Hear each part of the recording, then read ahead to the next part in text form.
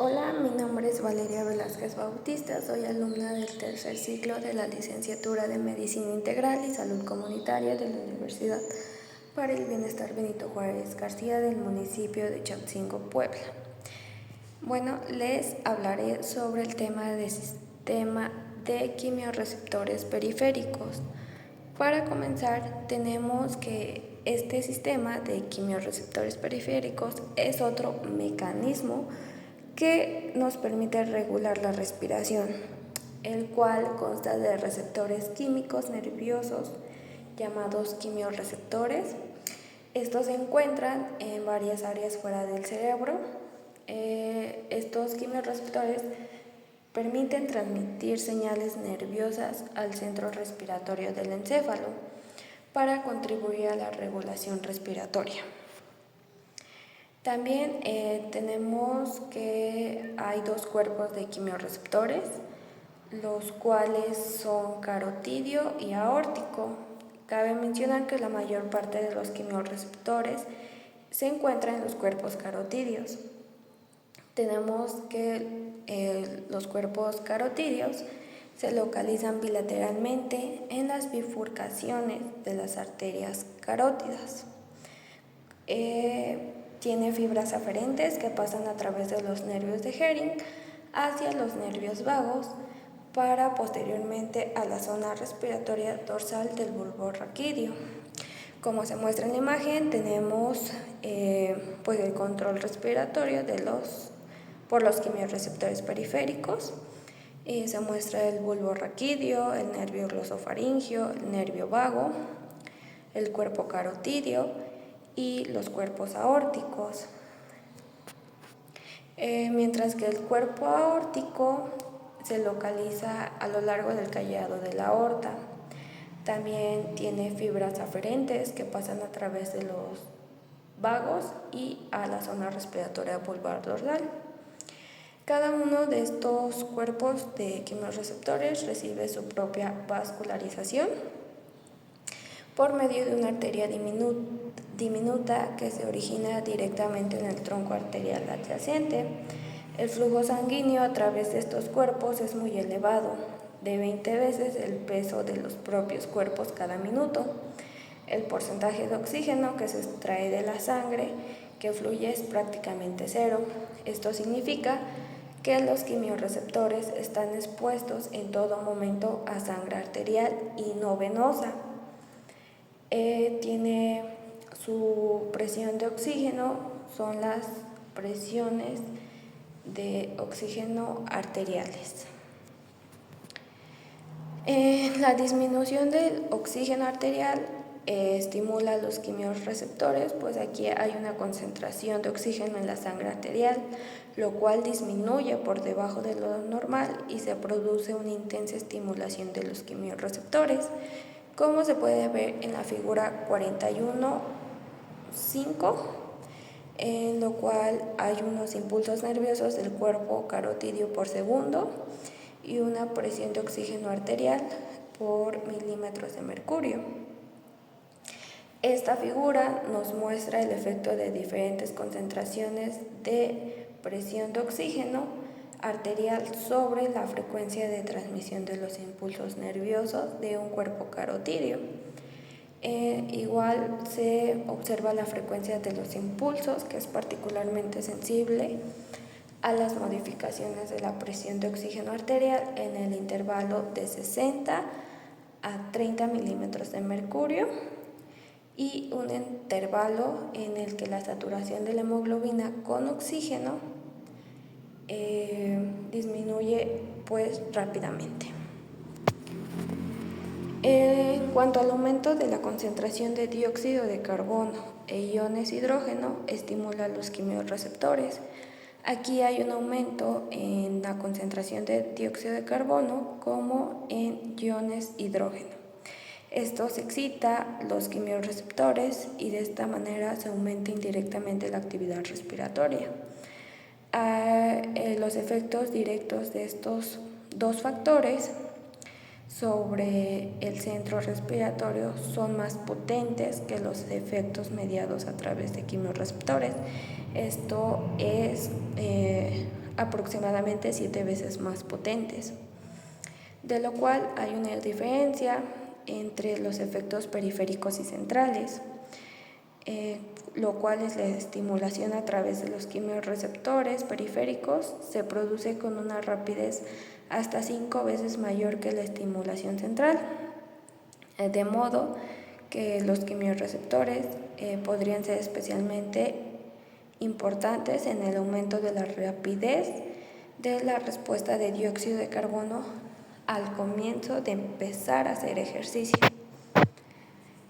En el mecanismo básico de estimulación de los quimiorreceptores por la deficiencia de oxígeno,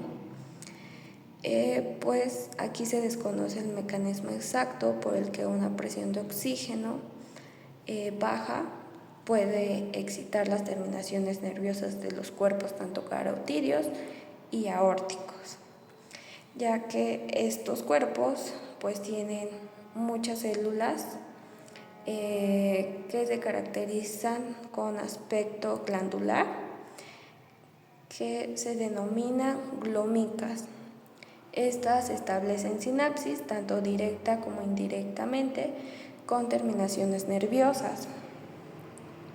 Estas células glomicas actúan como quimiorreceptores para posteriormente estimular las terminaciones nerviosas, aunque otros estudios indican que las propias terminaciones nerviosas son sensibles directamente a una presión de oxígeno baja.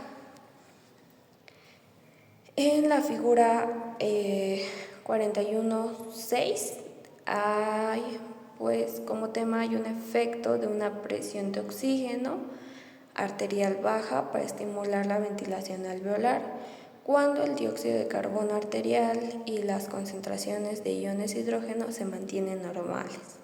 Tenemos en la figura la ventilación alveolar normal, que es igual a 1, la presión de oxígeno arterial de milímetros de mercurio, presión de dióxido de carbono arterial por milímetros de mercurio. Se muestra una línea recta de color verde que nos indica la presión de dióxido de carbono, una curva en color rojo que indica la ventilación. Esta figura muestra el efecto de una presión de oxígeno arterial baja sobre una ventilación alveolar cuando se mantienen constantes en sus niveles normales la concentración de presión de dióxido de carbono y de iones hidrógeno. Este es solo activo en el impulso respiratorio debido al efecto de una concentración baja de oxígeno en los quimiorreceptores.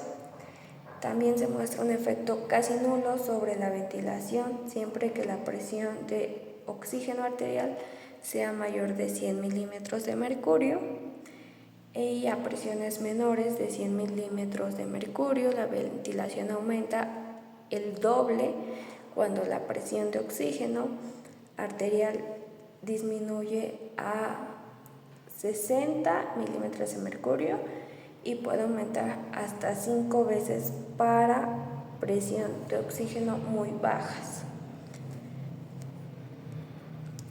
Tenemos la respiración crónica de cantidades bajas de oxígeno que estimula aún más la respiración en el fenómeno de aclimatación.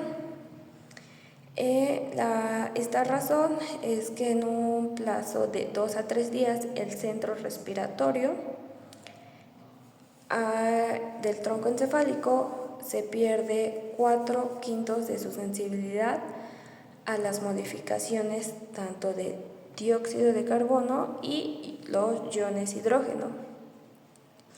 Se produce la eliminación excesiva de dióxido de carbono con la ventilación que normalmente inhibiría el aumento de la respiración y el oxígeno bajo que activa el sistema respiratorio hasta un nivel mucho mayor de ventilación alveolar en condiciones agudas.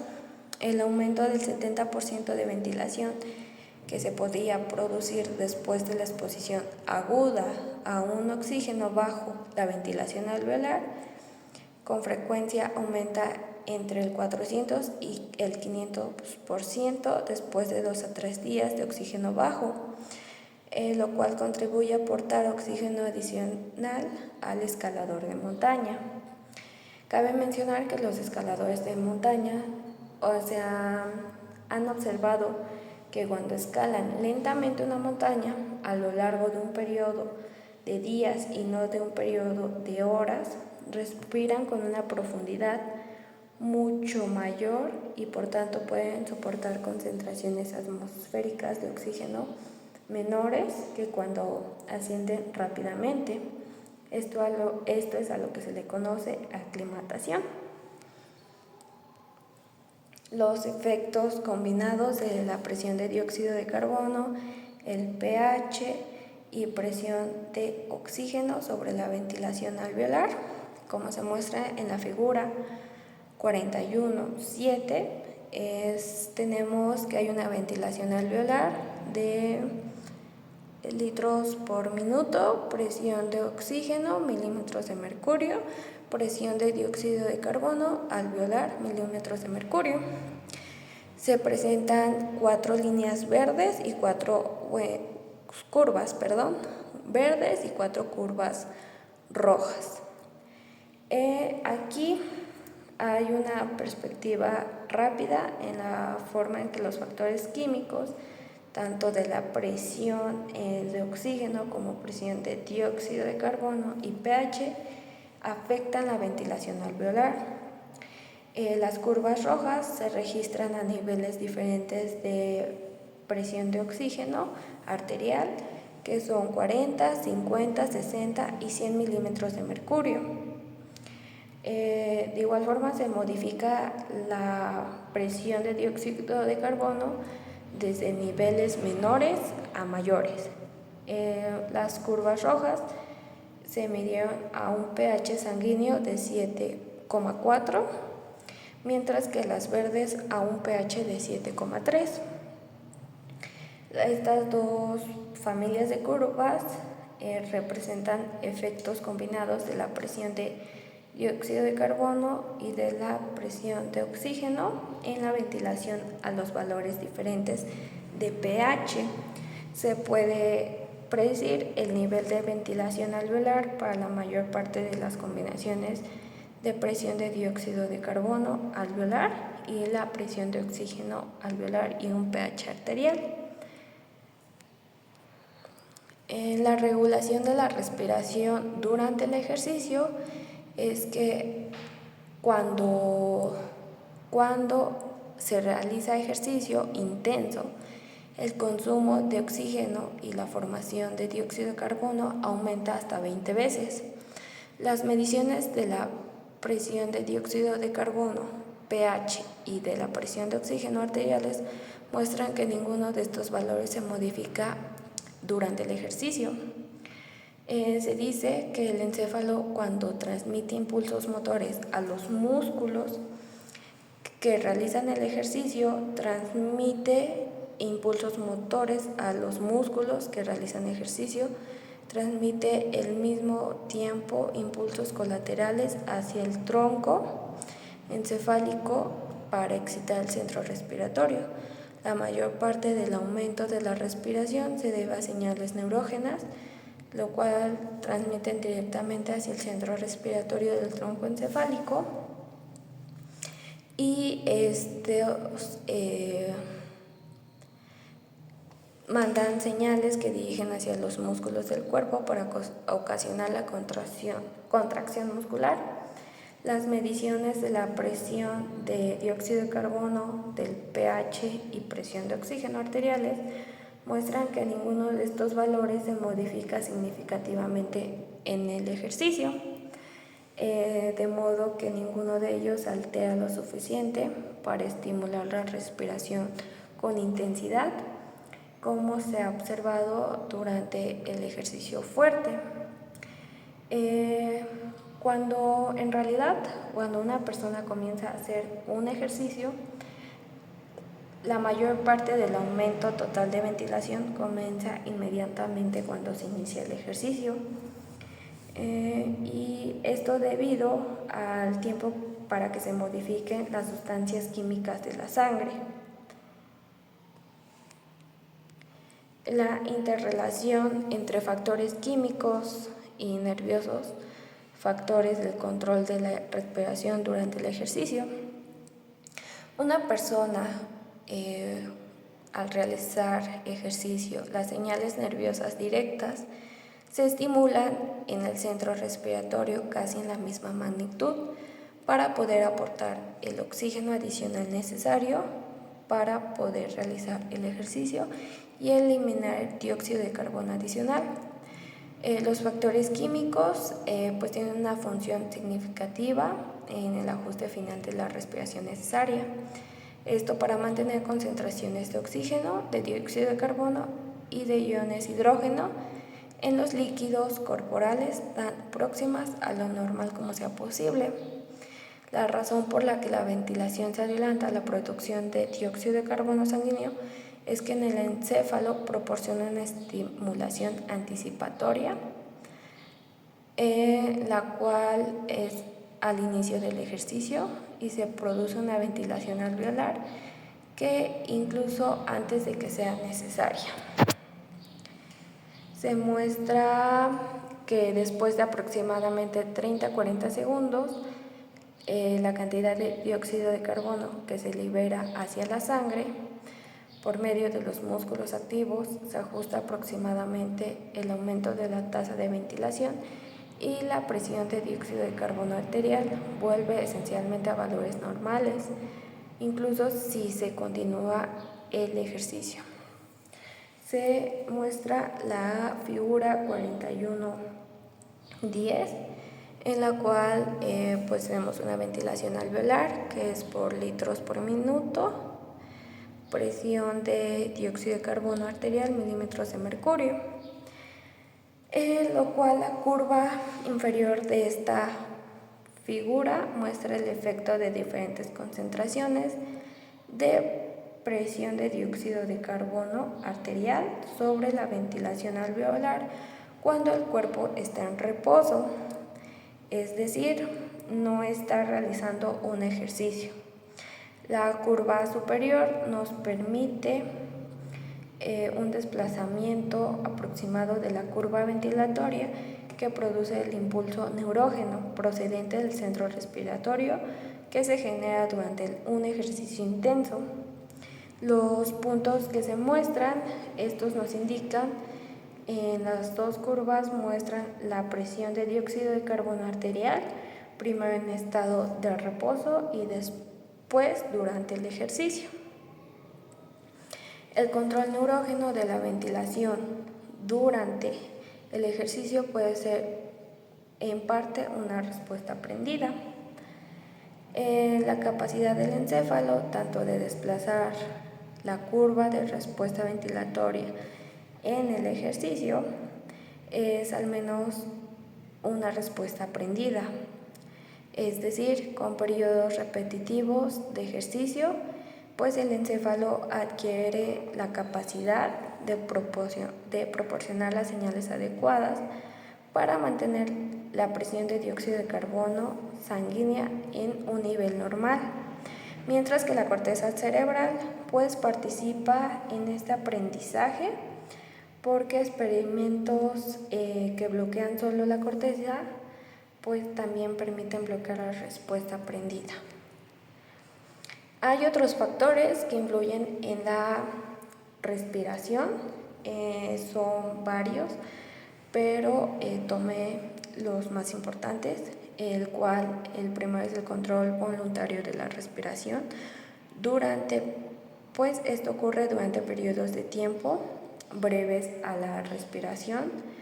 Esto se puede controlar de manera voluntaria, que puede hiperventilar o hipoventilar, hasta un punto que se pueden producir alteraciones graves en la presión de dióxido de carbono, pH y la presión de oxígeno en la sangre. El edema cerebral deprime el centro respiratorio, lo cual la actividad del centro respiratorio puede deprimirse o incluso desactivarse por el edema cerebral agudo que se debe a una conmoción cerebral. Un ejemplo de esto es cuando se golpea la cabeza contra un objeto, que esto suele ser sólido, y se produce tumefacción tanto en los tejidos cerebrales lesionados y se comprimen las arterias cerebrales contra la bóveda craneal. De esta manera pues se bloquean parcialmente la vascularización cerebral. Tenemos la anestesia, que pues esta es una causa más frecuente de depresión respiratoria y de parada respiratoria en la sobredosis de anestésicos o de narcóticos. Anteriormente pues se utilizaba la morfina como anestésico, aunque en la actualidad este fármaco se utiliza solo como complemento a la anestesia porque deprime mucho el centro respiratorio, pero también tiene menos capacidad de anestesiar la corteza cerebral. El mecanismo básico de Cheyne-Stokes, pues en condiciones normales este mecanismo está muy atenuado, es decir, los líquidos de la sangre y de las zonas de control del centro respiratorio tienen grandes cantidades de dióxido de carbono y oxígeno disuelto y unido químicamente. Pues normalmente los pulmones no pueden generar suficiente dióxido de carbono adicional ni pueden reducir lo suficiente del oxígeno en un plazo de pocos segundos para poder producir el siguiente ciclo de la respiración periódica. Esto cabe mencionar que este mecanismo hay dos factores atenuantes que se produce pues esta respiración. La primera es cuando se produce un retraso prolongado en el transporte de sangre desde los pulmones al encéfalo y las alteraciones de dióxido de carbono y del oxígeno en los alvéolos puede persistir durante muchos más segundos de lo habitual. En este tipo de respiración de Cheyne-Stokes se produce en pacientes que tienen una insuficiencia cardíaca grave por el flujo sanguíneo que es lento.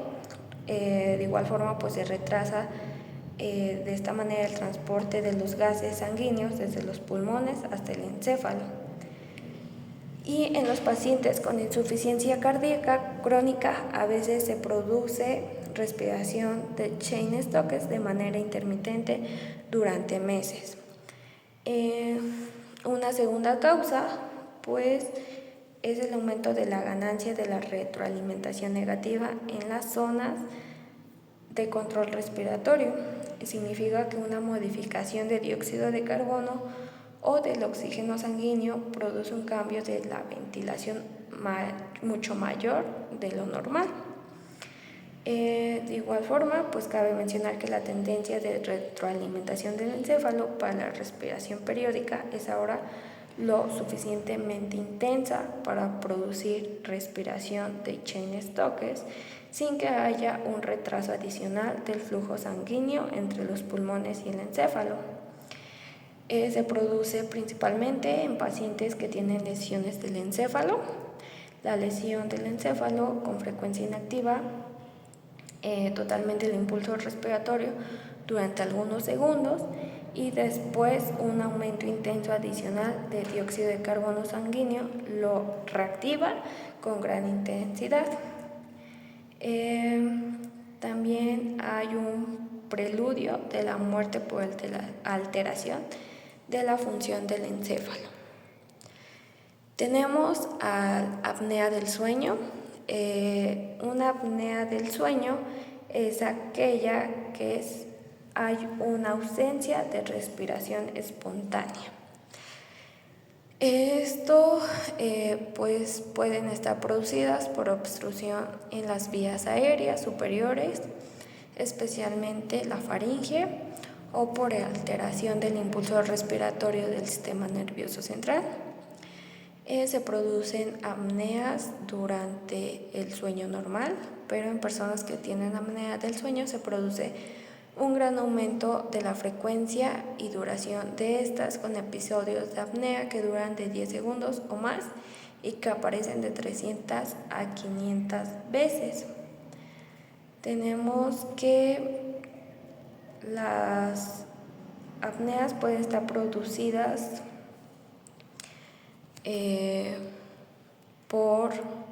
también hay una apnea obstructiva del sueño que está producida por bloqueo de las vías aéreas superiores, lo cual los músculos de la faringe normalmente mantienen abierto este conducto para permitir que el aire fluya hacia los pulmones durante la inspiración. Y durante el sueño estos músculos se relajan, pero el conducto de las vías aéreas permanece abierto lo suficiente para permitir un flujo aéreo adecuado. Estos periodos de apneas producen disminuciones significativas de la presión de oxígeno y aumentos de la presión de dióxido de carbono que estimulan mucho la respiración. Los pacientes que tienen apnea del sueño habitualmente tienen somnolencia diurna excesiva, así como otros trastornos que incluyen aumento de la actividad simpática, frecuencias cardíacas elevadas, hipertensión pulmonar y sistémica y un aumento del riesgo de enfermedades cardiovasculares. Las personas que tienen apnea del sueño producen un ronquido intenso y una respiración trabajosa poco después de quedar dormidas.